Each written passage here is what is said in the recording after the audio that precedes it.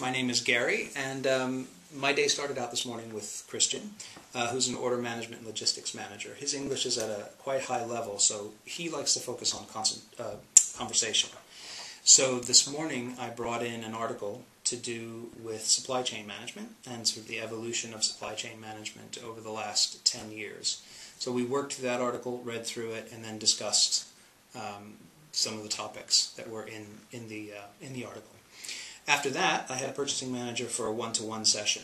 I had in mind to do something very specific. I wanted to work on conditional sentences because I've heard in speaking to him, he mixes up the use and they're not always accurate. So I wanted to focus on that. But instead, he had a letter that he needed to write to a customer in Iraq. And this customer in Iraq is coming next week.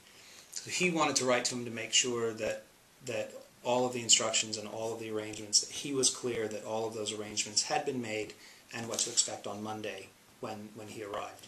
So we worked on that letter. We were then able to focus a little bit on the conditional work in the last 15 or 20 minutes of the lesson. After that, I had a group of 6 logistics administrators. 3 of them are on the same team, and they're dealing with a very particular problem in Saudi Arabia where an order is hung up in customs. There's clearly some communication issues going on back and forth based on the emails that I've read.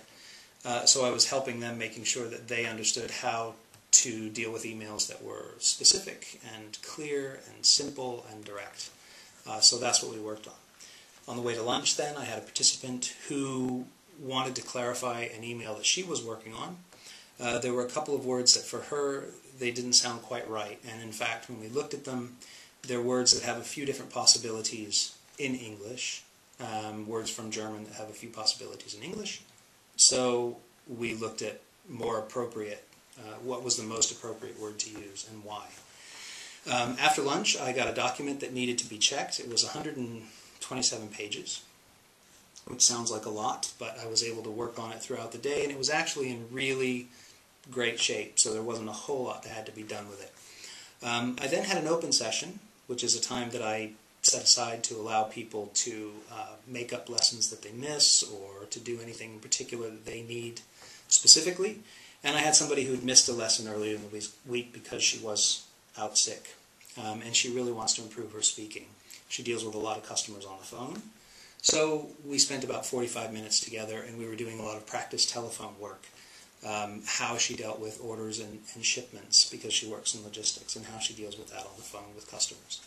I then have a group of procurement managers, 2 procurement managers, who are presenting at a workshop next week, and they just wanted to look at the slide presentation that they're using and some of the text that they'll be using, the presentations in English, and so they wanted to make sure that it was exactly what they had intended it to be. And then my final session of the day was postponed because that participant also had a workshop, which was fine because I was able to then finish up the 127-page document that I had gotten earlier in the day. And that was my day.